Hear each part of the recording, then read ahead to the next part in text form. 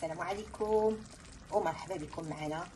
نتمنى يلقاكم هذا الفيديو في احسن الاحوال واحسن الظروف. انتم كتشوفوا البنات هذا الطاجين ولا اروع، تقدروا تسميوه الطاجين 10 دقائق، كيوجد بسرعه، لذيذ مشهي، هو اللي غادي ينقذكم في اخر لحظه. تابعوني تشوفوا الطريقه والمقادير والخضره العجيبه اللي استعملتها ولا اروع. بالصحه والهنا ورمضان كريم.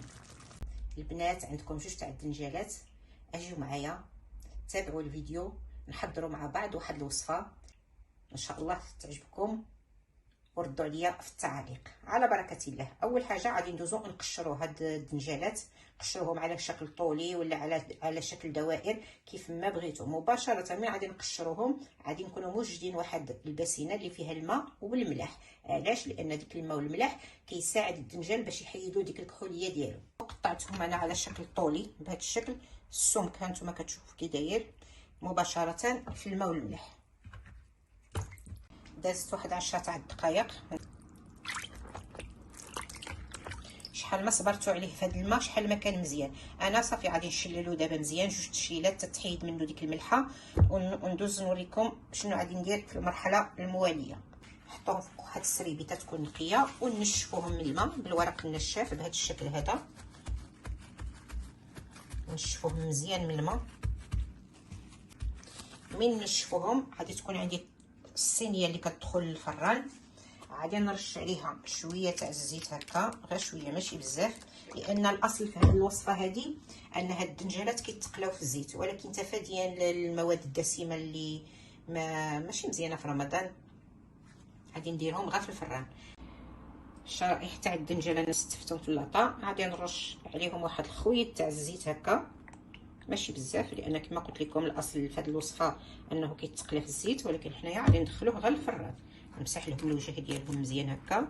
الفران راه سخون، ندخلهم ما كياخذوش وقت كبير باش دغيا كيوجدوا. الشرائح ديال الدنجال من بعد ما طابوا في الفران خرجتهم. كتكون عندي شويه تاع الكفته مشحره ولاصوص طوماط اللي انا وجدتها معكم من قبل. هنا عندنا جوج تاع الاختيارات، يا اما غادي نديروهم في الطاجين يا اما غادي نديروهم في صحن ديال الزاج اللي كيدخل للفران كما بغيتوا. انا اليوم عاده كنديرها في هذا الصحن وكندخلها للفران، ولكن اليوم بغيت نبدل نديرها في هذه في الطاجين. غادي ناخذ واحد الشريحه بهذا الشكل هذا، واحد الشريحه نقدروا نديروا حتى جوج ملي كنكونوا كنطويو البريوات. ناخذ واحد القدر ديال الكفته غنحطها هنا في الوسط بهذا الشكل، نصاوبها مزيان ونبدا نطوي بهذا الشكل. غادي نطويها بهذا الشكل، نعاود معكم وحده نتوما كتشوفوا الكفته في الوسط ونطوي. الا خرجوا لنا بعد المسائل تاع الكفته ندخلوهم ما كاين باس. لاصوص طوماط انا اليوم كما قلت لكم غادي نديرها في الطاجين. غادي ناخذ هاد لاصوص، ها هي نضرب لها واحد التحريكه شويه بهذا الشكل، نحط شويه تاع لاصوص هنا في الوسط، شويه غادي نحطها في القاعده، شويه غادي نغطي بها بهذا الشكل هذا، ونبدا نستف الدنجالات ديالي الطريقه اللي بغيتها.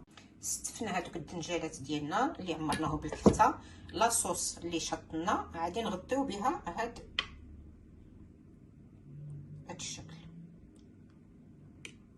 ما كيكون فيه لا فروماج لا حتى شي حاجه. هاد الوصفه ما كتكون فيها، ما كيكونش فيها الفروماج، غير هكا بلاصوص نغطيو كامل هاد الدنجالات بهذا الشكل هذا. راه كتجي رائعه. حنا شخصيا ما يمكنش يدوز رمضان وما نديروهاش على الاقل 2 المرات، ما يمكنش، مستحيل. الكبير والصغير كيحماق عليها بهذا الشكل هذا.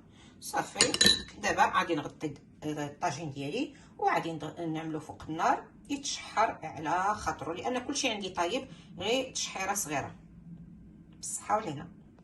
نتوما كتشوفوا ستفت الدنجالات ديالي المعمرين في الطاجين، غطيتهم بديك لاصوص اللي كانت شاطت لي، خويط تاع الزيت سواء زيت الزيتون او الزيت العاديه، ورديتها فوق النار طيب. غادي نغطي عليها حتى توجد ان شاء الله. بالصحه والهنا.